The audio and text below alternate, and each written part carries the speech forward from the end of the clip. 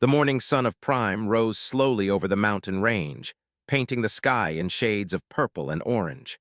The twin moons were still visible on the horizon, fading away as the light grew stronger. In the valley below, the great city was waking up to another day.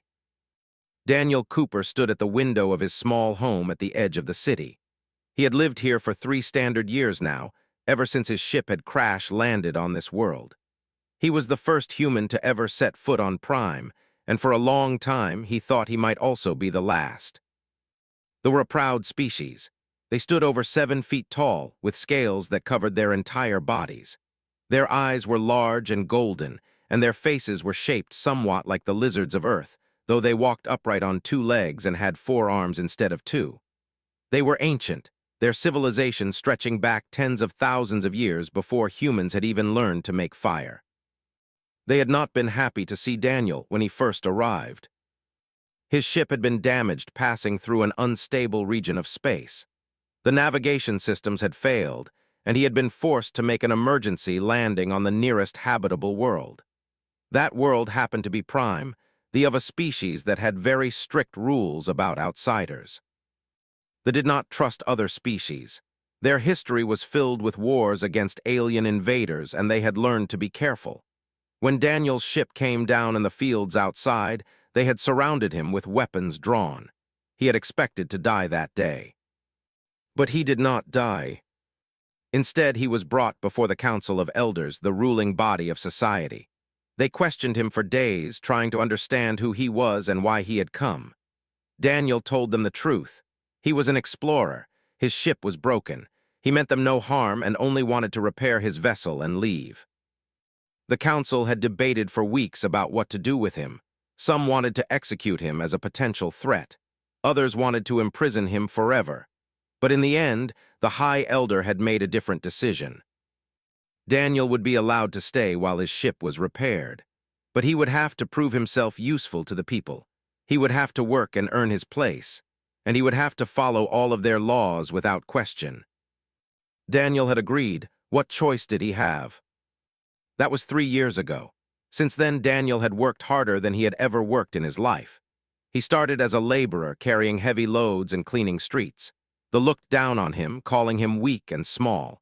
He was shorter than even their children, and his soft skin seemed fragile compared to their tough scales. But Daniel did not give up. He worked without complaint. He learned their language, their customs, their history. He studied their ways and tried to understand them. And slowly, very slowly, things began to change. The turning point came during the first plague. It started in the outer districts of among the families. A sickness that made the scales fall off and the body grow weak. The doctors did not know how to treat it. They had never seen anything like it before.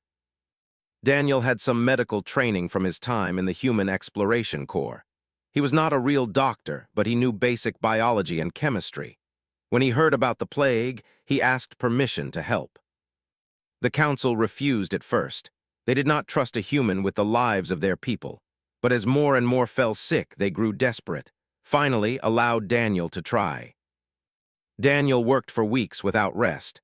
He studied the disease, tested different treatments, and finally found a combination of local herbs that could fight the infection.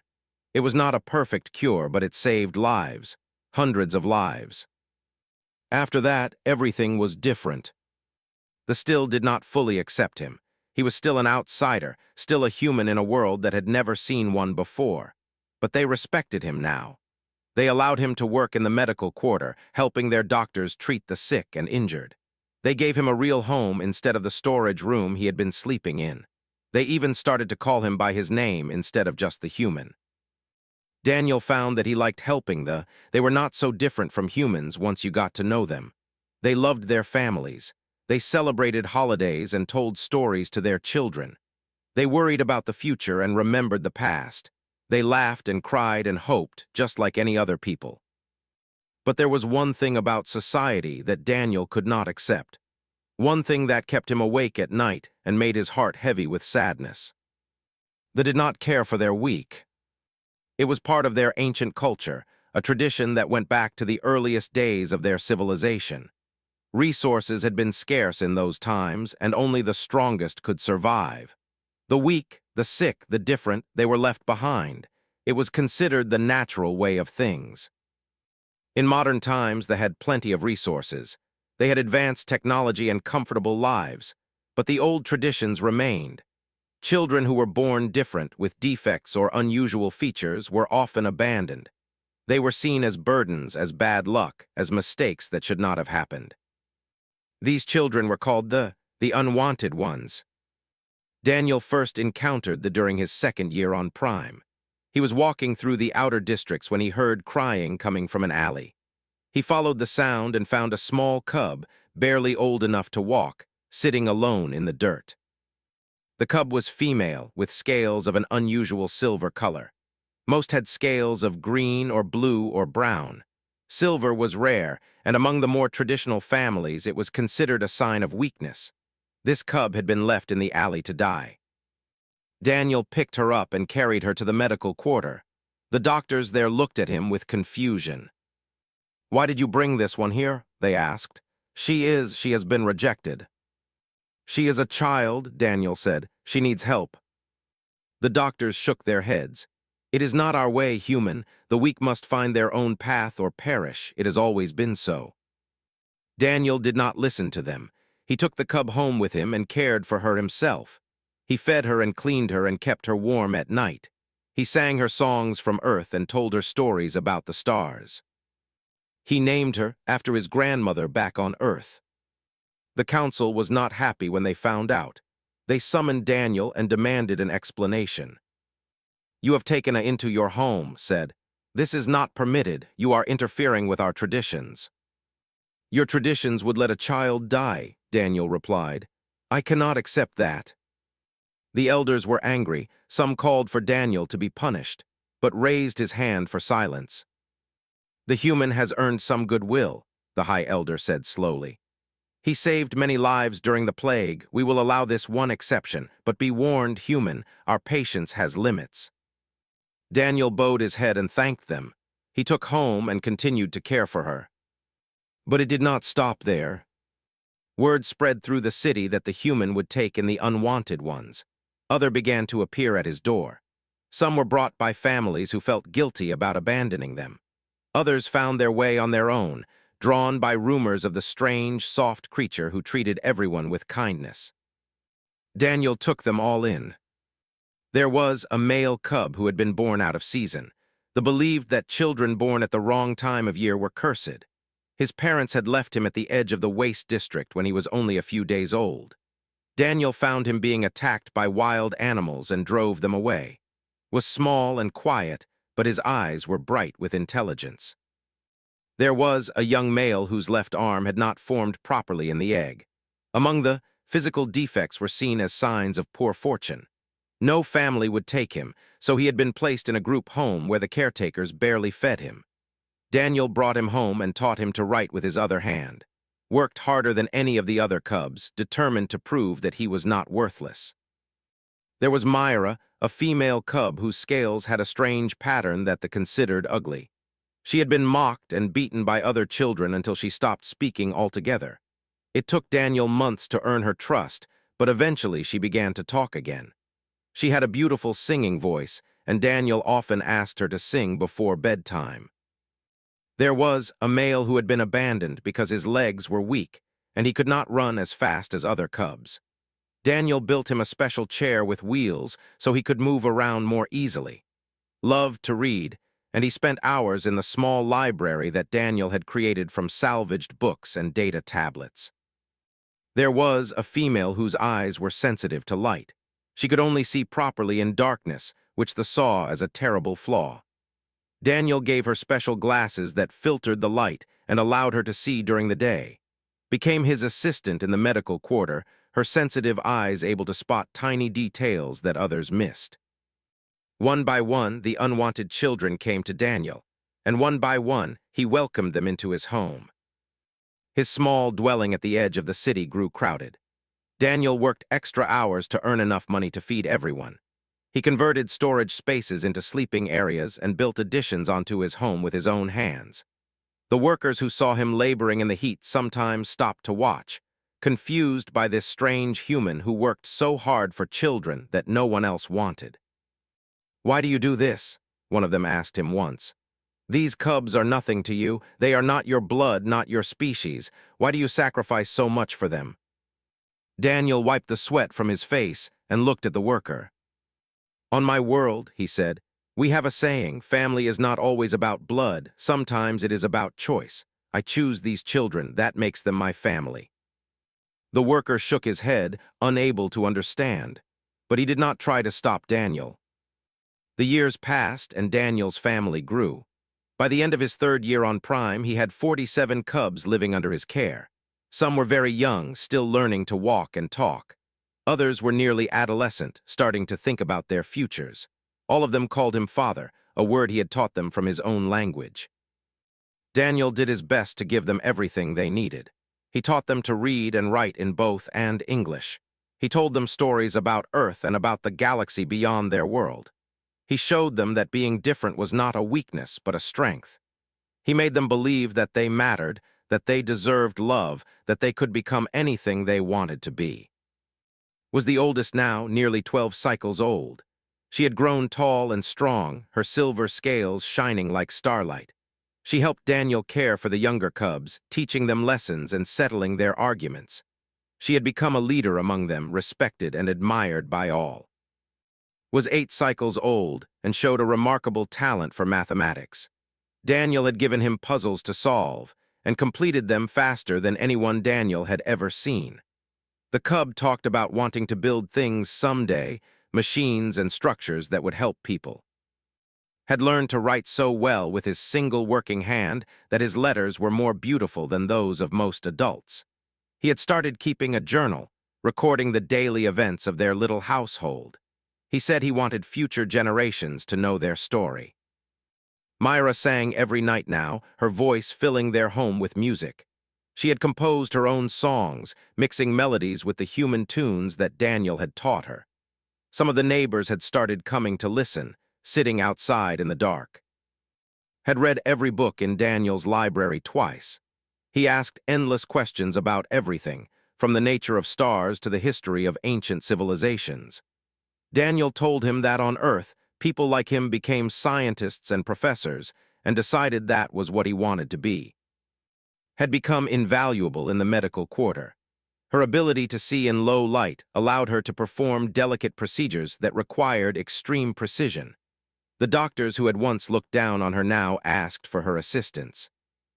Daniel watched his children grow and felt a pride he had never known before. He had not planned to become a father. He had not planned to spend his life on an alien world. But somehow, this strange family had become the greatest purpose he had ever found. He tried not to think about the future too much. He knew that his presence on Prime was temporary. The Council had made that clear from the beginning. He was allowed to stay only as long as he was useful, and only until his ship was repaired. But his ship had been repaired 2 years ago. The engineers had fixed the navigation systems and refueled the engines. Daniel could have left at any time. He chose to stay. He told himself it was because the cubs needed him, and that was true. But there was another truth that he did not like to admit, even to himself. He needed them too. They had become his family, his purpose, his reason for getting up each morning. Without them, he would have nothing. So he stayed, and the years passed, and he tried not to think about what would happen when the Council finally decided they had tolerated him long enough. That day came on a cold morning in the middle of the frost season. Daniel was in the medical quarter treating a young who had broken his arm in a fall. The work was routine, something he had done hundreds of times before. He set the bone, applied the healing paste, and wrapped the arm in bandages. The young male's mother thanked him quietly and led her son away. Daniel was cleaning his tools when the messenger arrived. It was a young female in the formal robes of the Council's staff. Her scales were a deep blue, and her expression was carefully neutral. "Daniel Cooper," she said, "you are summoned to appear before the Council of Elders immediately." Daniel's heart sank. He had known this moment would come eventually. He had just hoped it would not be so soon. "May I ask what this is about?" he said. The messenger shook her head. "That is not for me to say, you must come now." Daniel set down his tools and followed her out of the medical quarter. The streets were busy with the morning crowds going about their daily business. A few of them noticed Daniel passing and stopped to watch. Word would spread quickly. It always did. The council chamber was in the heart of the city, a massive building carved from the black stone of the mountains. Daniel had been inside only a few times before, always under uncomfortable circumstances. The chamber was designed to intimidate, with its high ceilings and towering columns, and the 12 stone thrones where the elders sat in judgment. Today, all 12 thrones were occupied. The elders sat in a semicircle, their golden eyes fixed on Daniel as he walked to the center of the chamber. High Elder occupied the central throne, his scales the dark green of deep forests. He was old, older than any other that Daniel had met, and his face was lined with the marks of many seasons. Daniel stopped in the center of the chamber and waited. He knew better than to speak first. Let the silence stretch for a long moment.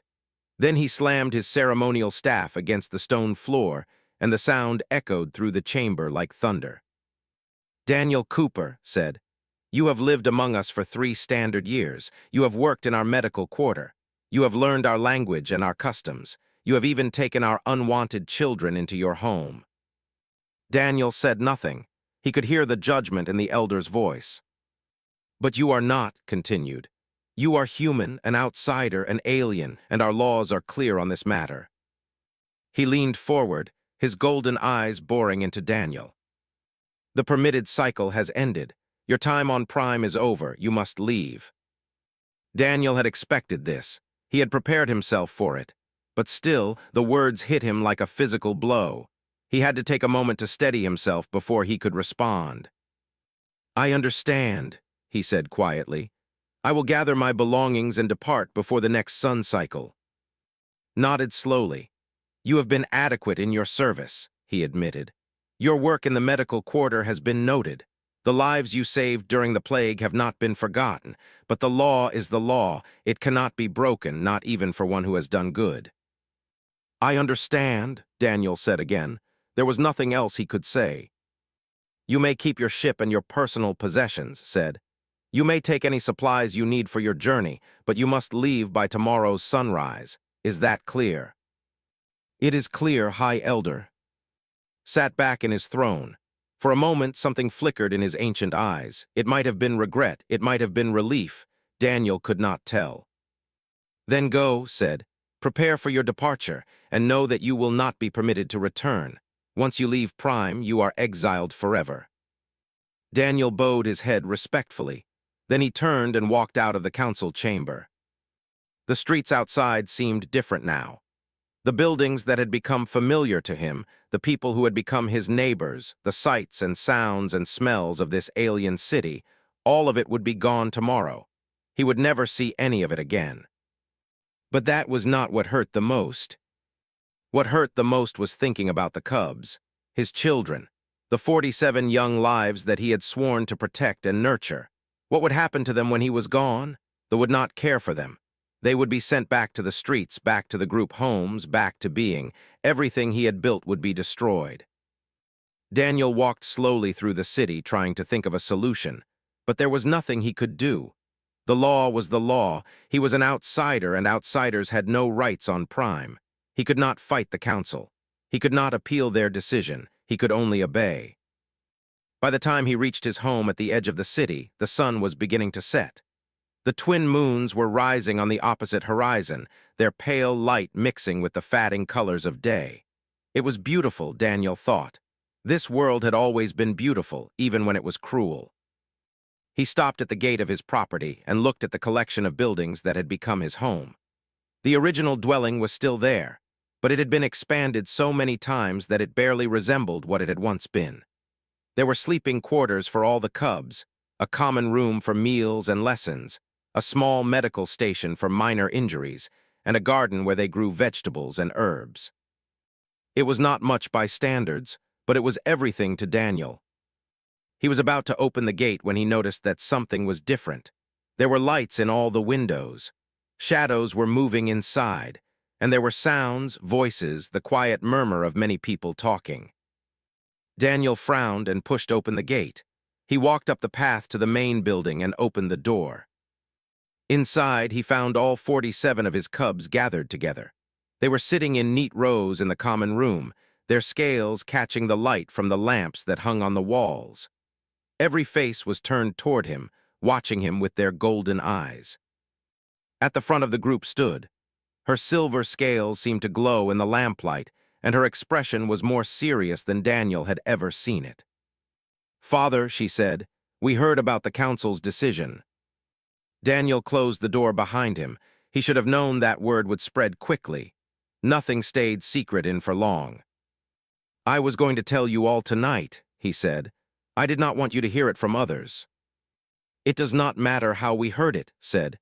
"What matters is what we are going to do about it." Daniel shook his head sadly. "There is nothing to do, little one. The council has spoken. I have to leave tomorrow. The law is clear." "Yes," said. "The law says you must leave, but it does not say we must stay." Daniel stared at her, not understanding. "What do you mean?" Stepped aside, and Daniel saw what was behind her. Every cub was holding something. Bags, bundles, containers. They had packed their belongings, everything they owned, and they were ready to go somewhere. Little stepped forward. He was holding a small cloth bag that Daniel recognized as the one he used to carry his mathematics puzzles. "We packed our things," said. His voice was quiet but steady. "We are coming with you."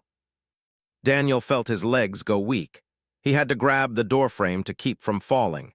His heart was beating so fast that he could hear it in his ears. "Children," he said, "you cannot come with me. This is your home, your world, your people are here." "Our people do not want us," said. He stepped forward, holding his journal in his single working hand. "They look at us and see mistakes, burdens, problems to be discarded. You look at us and see family. You are the only one who has ever seen us that way." "The council will not allow this," Daniel said. "They will stop you. They will not let you leave." "Let them try," said Myra. Her voice was soft but fierce. We have no status, no rights, no place in their society. If they want to stop us, they will have to fight us, all of us." Daniel looked around the room at all of his children. He saw in his wheeled chair a bag of books strapped to the back. He saw with her special glasses a medical kit clutched to her chest. He saw dozens of others, young and old, male and female, all of them looking at him with determination in their eyes. They were willing to give up everything. Their world, their people, their entire lives, and for what? For him, for a human who had no right to be here, who had no power, no influence, no way to protect them. "Why?" Daniel whispered. "Why would you do this?" Walked forward until she was standing right in front of him. She was almost as tall as he was now. In another year, she would be taller. She reached out and took his hands in her four-fingered grip. "You taught us a word," she said. "A human word, family. You said it means people who stay, people who choose each other. You chose us, Father, every single one of us. When everyone else in the world threw us away, you picked us up and gave us a home." She squeezed his hands tightly. "Now it is our turn to choose, and we choose you. We will not let you leave alone. We will not let them take our family apart. Wherever you go, we go. That is what family does." Daniel could not speak. His throat was too tight, his eyes too blurred with tears. He had spent 3 years on this world, helping these children, teaching them, loving them. He had thought he was giving them everything they needed. He had not realized that they were giving him something too. He pulled into a hug, wrapping his arms around her scaly shoulders. She hugged him back, all 4 of her arms holding him tight. And then the other cubs were there, crowding around, reaching out to touch him, to be part of the embrace. 47 children, all holding onto each other, holding onto him. When Daniel finally pulled back, his face was wet with tears, but he was smiling. "All right," he said. "If you are sure about this, then we will find a way, together." A cheer went up from the cubs. They had been afraid, Daniel realized, afraid that he would say no, afraid that he would leave them behind. Now that fear was gone, replaced by hope. But Daniel knew that hope alone would not be enough. The council would never let them leave peacefully. They would have to fight for this. They would have to be smart. He gathered the cubs together and began to make a plan. The first thing they needed was a legal argument. Daniel had spent years studying law, learning every detail of their ancient traditions. He knew there were loopholes, exceptions, old doctrines that had been forgotten but never officially removed. If he could find the right one, he might be able to give them a chance. He sent to the library section of their home to search through the legal texts.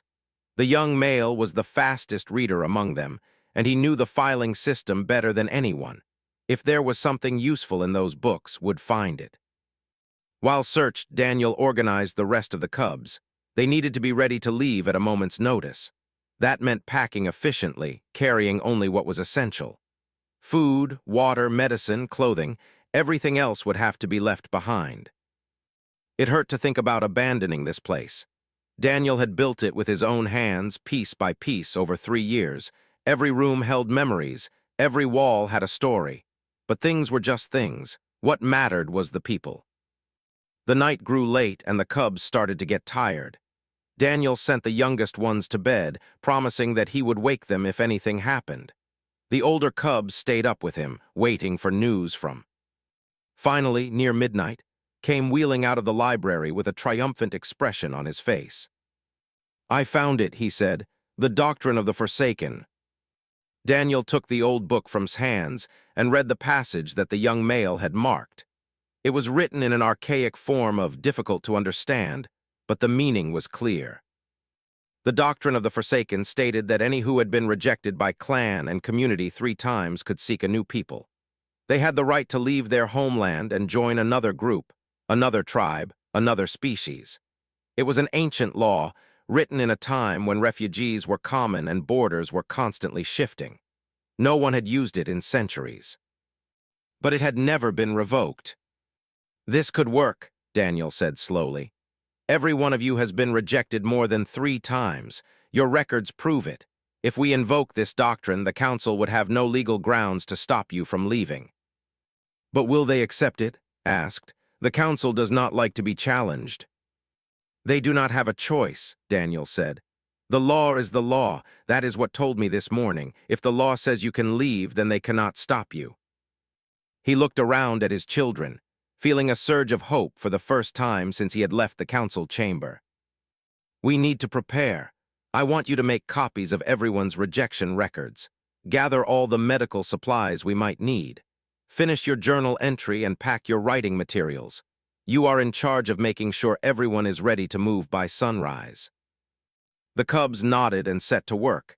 There was no complaining, no hesitation. They trusted Daniel completely. Daniel himself went outside to check on his ship. It was parked in a field behind his property, covered with a tarp to protect it from the weather. He had not flown it in almost 2 years, but he had kept it maintained, running checks every few months to make sure everything was working properly. He pulled off the tarp and climbed inside. The interior was cramped, designed for a single occupant on long-range exploration missions. There was no way it could carry 47 passengers. But it did not need to carry them far, just far enough to reach the nearest human outpost. From there, he could send a message to the larger ships that patrolled this sector. Help would come. It always did. Daniel ran through the startup sequence, checking each system one by one. Navigation was working. Engines were functional. Life support was operational. Communication array was online. He sat back in the pilot's chair and looked at the control panel. In a few hours, he would be flying this ship again. But this time, he would not be alone. The night passed slowly. Daniel alternated between helping the cubs prepare and sitting with the younger ones who were too nervous to sleep. He told them stories about Earth, about his childhood, about the places he had seen in his travels through the galaxy. He wanted them to know that there was more to the universe than Prime. There was a whole cosmos out there, full of wonder and possibility. As dawn approached, Daniel gathered everyone in the common room. 47 cubs sat in their neat rows, their bags packed and ready. They looked tired but determined. Whatever came next, they would face it together. "I need to go to the council chamber," Daniel told them. "I am going to invoke the doctrine of the Forsaken and demand that they let you leave with me. I do not know how they will react. It is possible that they will refuse, that they will try to stop us by force. If that happens, I want you to stay calm and stay together. Do not fight unless you have no other choice. Understand?" The cubs nodded solemnly. "Will be in charge while I am gone. Listen to her. She will know what to do." He looked at and she looked back at him with steady eyes. She was so young, but she had already been through so much. She was ready for this. "I will be back as soon as I can," Daniel said. "Wait for me." He turned and walked out of the house. The streets were quiet in the early morning light. Most of the city was still asleep, and Daniel passed only a few workers on their way to their jobs. They looked at him curiously but did not try to stop him. The council chamber was not far. Daniel walked quickly, his heart pounding in his chest. He had faced many challenges in his life, but this was different. This was not about him. This was about his children. He reached the chamber and found the doors closed and guarded. Two young warriors stood on either side, their weapons ready. They blocked his path as he approached. "The council is not in session," one of them said. "You cannot enter." "I need to speak with High Elder," Daniel said. "It is urgent." "The High Elder is not available. You were told to leave by sunrise. Why are you still here?" "Because I am invoking the doctrine of the Forsaken," Daniel said, "on behalf of the children in my care." The guards looked at each other, confused. They had clearly never heard of the doctrine, but they knew enough to recognize that it was something important. "Wait here," one of them said. "I will send a message to the High Elder." Daniel waited. The minutes stretched on, feeling like hours. He thought about his children back at the house, waiting for him, trusting him to make things right. He could not fail them. Finally, the doors of the chamber opened, and High Elder stepped out. He was dressed in his formal robes, his ceremonial staff in his hand. His expression was unreadable. "You invoke the doctrine of the Forsaken," said. "I did not think you knew of it." "I have studied your laws carefully," Daniel replied. "The doctrine is clear. Any who has been rejected by clan and community 3 times may seek a new people. Every child in my care has been rejected far more than that. Their records prove it." Was silent for a long moment. His scales shifted color slowly, from dark green to a mottled pattern of brown and... "These children," he said finally, "they truly wish to leave with you. They have packed their things. They are ready to go. And you would take them, across the stars to your human worlds. You would be responsible for them forever." "I am already responsible for them," Daniel said. "I have been for 3 years. Nothing about that will change." Studied him with those ancient golden eyes. Daniel could not tell what the elder was thinking. He could only wait and hope. "The doctrine of the Forsaken is valid," said at last. "It has never been revoked. If these children choose to invoke it, if they choose to leave Prime and seek a new people, I cannot stop them." Daniel felt relief wash over him like a wave, but was not finished. "However," the elder continued, "if they leave, they can never return. They will be erased from our records. It will be as if they never existed. Is that truly what they want?" "They already feel like they do not exist here," Daniel said. "At least with me, they will know they matter." Scales shifted again, cycling through colors that Daniel had never seen before. The elder seemed to be struggling with something, some emotion that he could not quite express. "You shame us, human," said quietly. "You shame us and we deserve it." Then he raised his staff and struck it against the ground. The sound echoed through the empty street.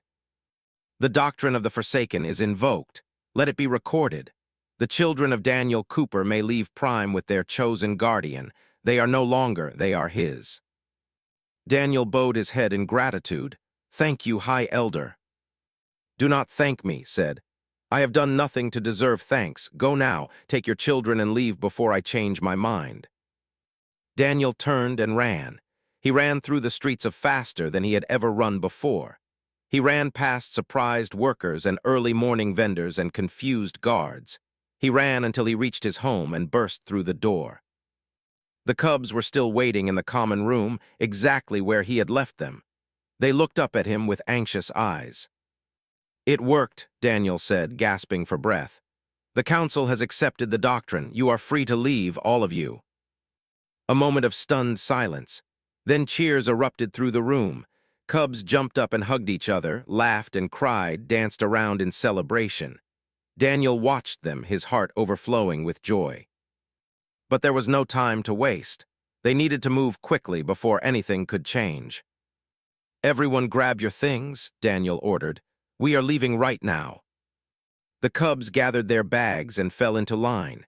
Daniel led them out of the house and around to the field where his ship was waiting. The vessel looked small against the backdrop of the mountains, barely large enough for a single person, but it would have to do. "We will be crowded," Daniel warned them. "Very crowded, but it is not a long flight, just a few hours to the nearest human outpost. Once we get there, we can send for a bigger ship." The cubs did not complain. They filed into the ship one by one, packing themselves into every available space. The younger ones sat on the laps of the older ones. The smallest cubs were passed hand to hand until they found spots near the walls. It was uncomfortable and chaotic, but somehow they all fit. Daniel climbed into the pilot's seat and began the launch sequence. The engines hummed to life, vibrating through the small vessel. Outside the windows, he could see a crowd gathering at the edge of the field. Word had spread. The whole city seemed to be watching. "Is everyone ready?" Daniel called out. "Ready," the cubs shouted back. Daniel took a deep breath, then he pushed the throttle forward. The ship lifted off the ground, rising slowly into the purple sky. Below them, the city grew smaller and smaller. Daniel could see the council chamber, the medical quarter, the streets he had walked for 3 years. He could see his home at the edge of the city, already looking abandoned. But he did not feel sad, he felt free. They climbed higher and higher, passing through the clouds, leaving the atmosphere behind. The sky darkened from purple to black, and the stars appeared, brilliant and endless. The twin moons of Prime hung in the void, and beyond them the vast expanse of the galaxy stretched out forever. Daniel set the course for the nearest human outpost and engaged the autopilot. Then he turned to look at his passengers. 47 pairs of golden eyes looked back at him. Some were scared, some were excited, all of them were trusting. Made her way through the crowded cabin to stand beside him. She looked out the window at the planet they had left behind, her silver scales reflecting the light of distant stars. "We really did it," she said. "We really left." "Yes," Daniel said, "we did." "What happens now?" Daniel put his arm around her shoulders and pulled her close. "Now we find a new home, together." The ship flew on through the darkness, carrying 1 human and 47 children toward an uncertain future. Behind them, Prime grew smaller until it was just another point of light among millions. But Daniel did not look back. He had everything he needed right here, in this crowded little ship, surrounded by the family he had chosen. The journey was just beginning. The flight to the nearest human outpost took 6 hours. 6 long hours of cramped quarters, recycled air, and the constant hum of the engines. The cubs handled it remarkably well. They talked quietly among themselves, shared food from their packs, and took turns looking out the windows at the stars. Daniel spent most of the time on the communication array, sending messages ahead to the outpost. He explained the situation as best he could, describing the children he was bringing and the help they would need. The responses came back quickly, filled with surprise and confusion, but also promises of assistance. When they finally reached the outpost, it was a small station orbiting a gas giant. Not much to look at, just a collection of metal modules connected by tubes and walkways. But to Daniel, it was the most beautiful sight he had ever seen. They docked with the station and opened the airlock. The cubs filed out one by one, their eyes wide as they took in their surroundings. Many of them had never been in space before. Everything was new and strange and wonderful. The station commander was waiting for them, a middle-aged woman named Lisa Park. She looked at the crowd of young with an expression of amazement. "When you said you were bringing children, I thought maybe 5 or 6, she said. "Not almost 50. "I know it is a lot to ask," Daniel said, "but they had nowhere else to go." Lisa shook her head slowly. "We will figure it out, we always do." She looked at the cubs, who were staring at her with their golden eyes. Welcome to station, I hope you like artificial gravity. Over the next few days, messages flew back and forth across human space. Daniel's story spread quickly, from station to station, ship to ship, world to world. People everywhere were moved by the tale of the human who had adopted a planet's unwanted children. Offers of help poured in from every direction. A colony world called New Haven offered to provide a permanent home for Daniel and his family. It was a young world, still being developed, with plenty of space for new settlers. The climate was warm, perfect for cold-blooded children. The governor personally extended an invitation. Daniel accepted gratefully. It took 2 weeks for a transport ship to arrive at station. A large vessel, designed for moving cargo and passengers across interstellar distances. There was more than enough room for 47 cubs and 1 human. The journey to New Haven took 3 months. Daniel used the time to teach the cubs about human culture, human language, human ways of thinking and living. They were eager students, absorbing everything he told them. They asked endless questions about Earth, about human history, about the strange customs of these soft creatures who had so little scales and so many emotions. Daniel answered every question patiently. He wanted them to be prepared for their new life. When they finally reached New Haven, the entire settlement came out to greet them. Hundreds of humans lined the landing pad, waving and cheering as the transport touched down. The cubs looked out the windows in amazement. "They came to see us?" asked. "They came to welcome us," Daniel corrected. "This is our new home, these are our new neighbors." The ramp lowered and Daniel walked out into the sunlight.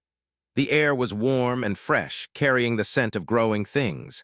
Mountains rose in the distance and a river sparkled nearby. It was beautiful. He turned and gestured for the cubs to follow. One by one, they emerged from the ship, blinking in the bright light. The crowd applauded and cheered. Some of the human children ran forward, eager to meet the strange new arrivals. Was the last to leave the ship. She paused at the top of the ramp and looked out at the scene before her. The welcoming crowd, the beautiful landscape, the future stretching out ahead of them, full of possibility. She walked down the ramp and stood beside Daniel. "Is this real?" she asked. "Is this really happening?" Daniel smiled and took her hand. "It is real," he said. "This is our new beginning, our new family, our new home." Squeezed his hand tightly. Her silver scales caught the sunlight, shining like stars. "Then let us make it a good one," she said. And they did. The years that followed were not easy. There were challenges and setbacks, misunderstandings and conflicts. The cubs had to learn to live in a world that was completely different from everything they had known. The humans had to learn to accept neighbors who looked nothing like them. But Daniel never gave up, and neither did his children.